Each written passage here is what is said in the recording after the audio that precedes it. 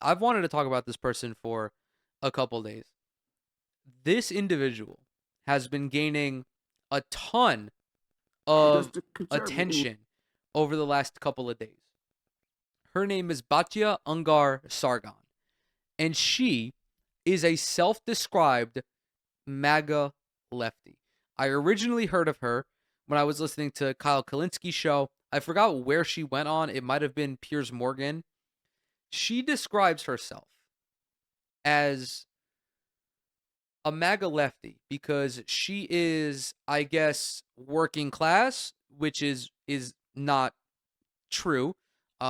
Majority Report did a segment on her as well, and Matt noted that her dad was involved with Harvard to a certain degree. So I really don't think she's working class, but she also doesn't like to play identity politics, which for some reason is something that's only exclusive to left wingers in the conservative assessment of it, which is not true. Right wingers play identitarian politics all the time, except they only do it with white people.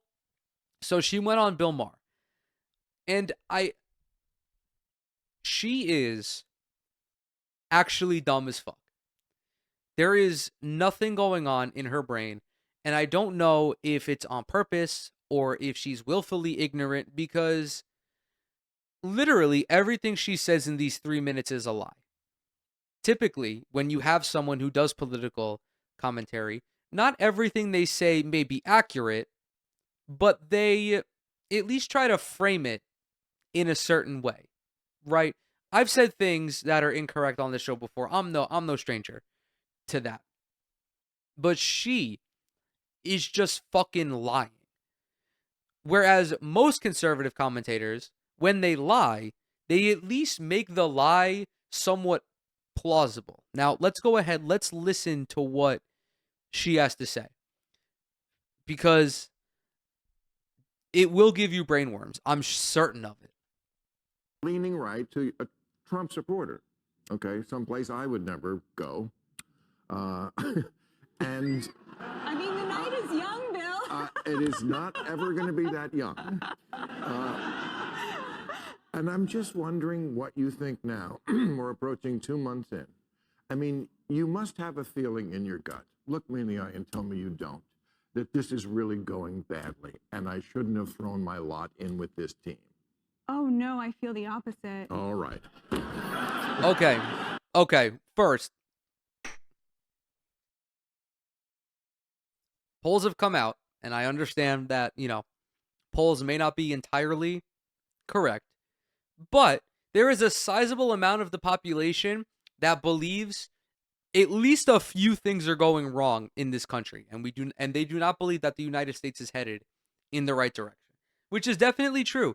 Also, really fucking funny to say that you don't think things are going poorly when literally last fucking week the stock market was the Dow was down by like 1,500 points. What fucking bubble do you live in where you cannot see objective reality? Tell me why. I'm so sorry, Bill. No, tell me why.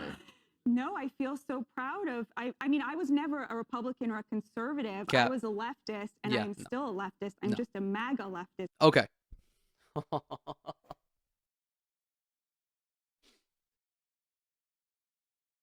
MAGA leftism does not exist. These are two blatant conversations. This is like if you were to dip your hand in lava and say it was cold. There's no world in which this statement is true. MAGA is an authoritarian movement. It is an authoritarian fascist movement that is rooted in xenophobia, racism, homophobia. Its main purpose is to deregulate the economy, shrink the administrative state, and marginalize as many groups as possible. There is no upbringing in the MAGA movement outside of enriching the billionaires and the working class. Leftism, on the other hand, strives for a more egalitarian society where people are able to live a comfortable and fulfilling life. They earn more money. They're able to join a union. They have more sick time or paid family leave time mandated by the government. There is also an increase in the robustness of the welfare state, whether that be a single payer healthcare system, whether that be taking the cap off of Social Security. To say that you are a MAGA leftist is merely a grift. It is just you trying to play both sides of the spectrum. You are quite actually the most enlightened centrist if you reach this conclusion. Now, because That makes no sense. Thank you, Bill.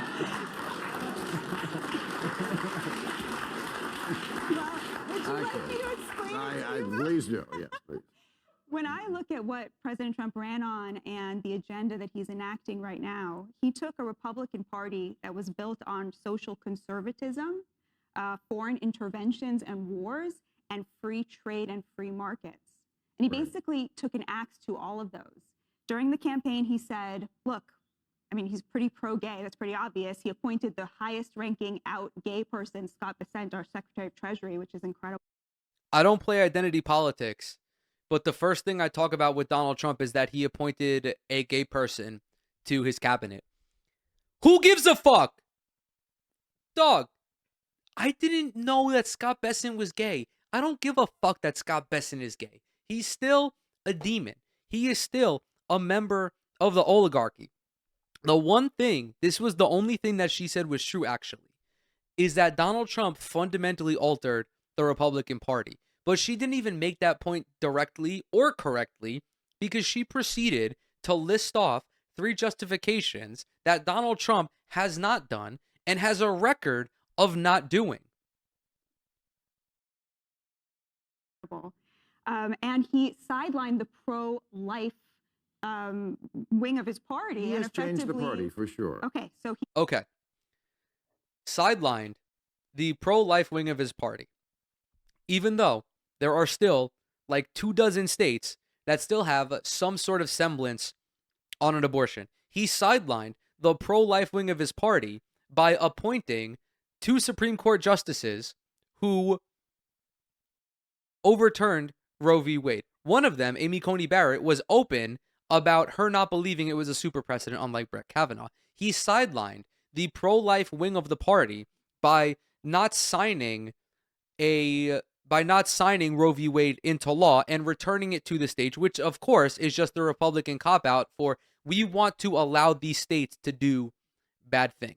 He sidelined the pro-life wing of his Republican Party by greatly playing towards the evangelical portion of his base. He believes abortion should be legal for 12 weeks. But free trade, you on mentioned. foreign intervention, he's anti-war. He's Nope. trying to bring Yes. to an end No. to all of these wars. Okay. Okay, I surrender. wrong. Shut up, Bill. Fuck you. Donald Trump bombed Yemen illegally, like days before this interview. Donald Trump has given untold amount of money to Benjamin Netanyahu. Benjamin Netanyahu looks like fucking Scrooge McDuck swimming in all of the doubloons that Donald Trump sent him. Of course, she doesn't consider that bad because, as you can see, she has a Star of David. Here, also in her Twitter bio, she writes that she's an American Jew. So the issue of the genocide in Gaza, I already know where that stands. But also, let's go ahead and talk about the other warmongering things that Donald Trump has done, even though he said on the campaign trail he's not going to be a warmonger like Kamala Harris threatened to annex Canada as the 51st state, is designating the drug cartels as terrorists so that way they're able to launch military operations in Mexico. He's talked about annexing Greenland. He's openly touted starting a war with Iran. If we go back to his first term in office, what did he do? He obviously bombed Yemen. He bombed Somalia. He assassinated Soleimani, the Iranian commander. Saying Donald Trump is anti-war is like saying Mike Trout is an elite basketball player. It doesn't even it's not logically consistent. Anyone who is even slightly educated on the specifics of policy knows that this person is full of shit. But yes. Okay. I mean, That is one way to end the war. Well, you know, he's I don't even, like, what the fuck is Bill even talking about? Does he think that the ceasefires in Gaza and Ukraine are surrendering? Donald Trump was the one who put forth the plan to pull out of Afghanistan. Like, okay, yeah, if surrendering ends the war, it's a good fucking thing. But Donald Trump has done nothing to that degree. he's on the other side of another party that is quite pro-war and wants to keep the war going, right? But so, let's- but so what- okay, what so let me just about get to these- the third point. And the third point is, and he's not free trade. He does not believe in free trade. He looked at our destroyed manufacturing base. He looked at the downwardly mobile working class. He looked at the fact that working class Americans can no longer afford the American dream. And he looked at why that was, which was there was a handshake agreement between both parties that we should somehow have free trade, which resulted in shipping 5 million good manufacturing jobs overseas to build up China and Mexico. And some came here. Okay, I agree. Free trade is a fucking disaster. But Donald Trump did not do anything to reindustrialize the United States. In his first term, there was like a 200,000 net job loss. He did nothing for workers' rights. He's actually in the process of gutting the NLRB or filling it with department heads who are violently anti-union. He hasn't advocated for a higher minimum wage. He hasn't advocated for further worker protections. He's not looking to beef up any of the government agencies that look out for working class people, like the CFPB. He also axed the fucking CHIPS Act that would have brought 115,000 high-paying jobs back to the United States. He axed the CHIPS Act because it was a Biden-era policy. Donald Trump does not give a fuck about the working class. Like, are you stupid? Are you a baby?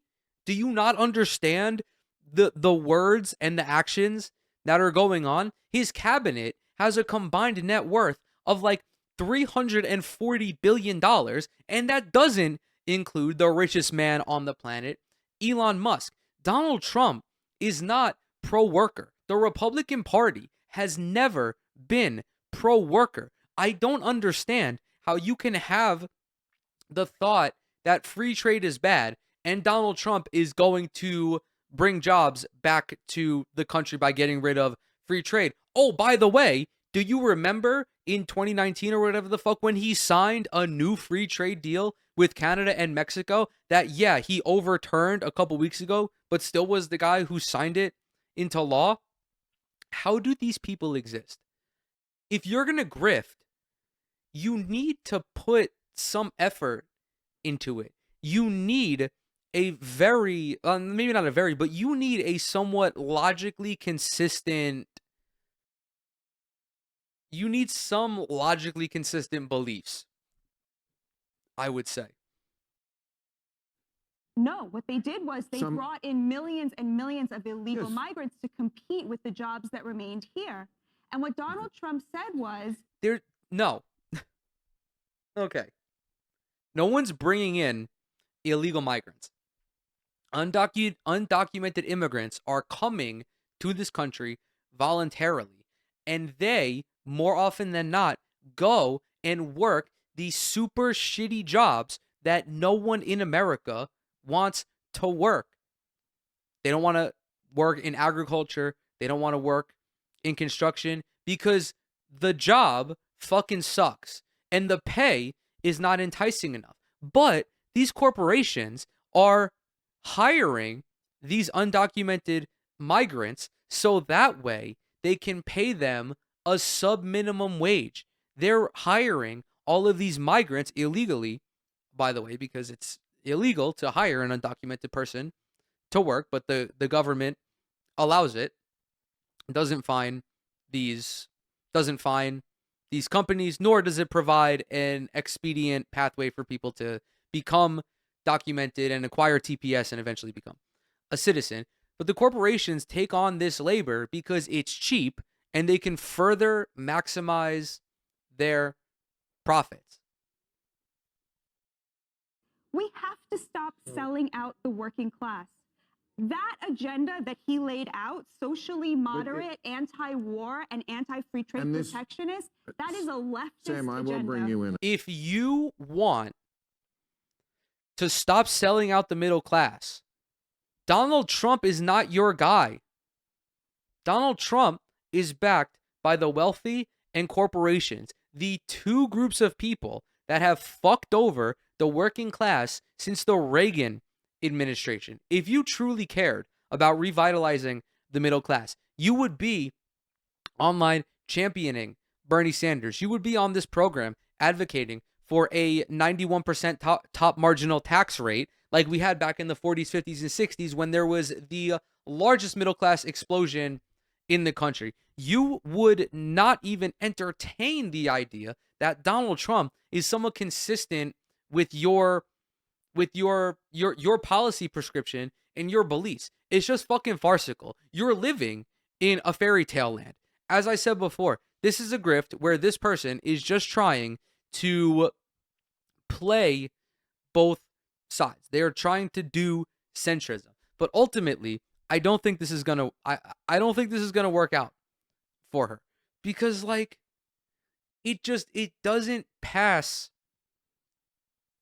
the smell test. Like, again, anyone who studies politics at all or keeps up with the news at all is able to break down her points one by one with pretty solid ease. Like, I'm a fucking dipshit, and I just spent 15 or 20 minutes dismantling every single one of her ideas. It's because her ideas are fucking dog shit, and they just don't make sense.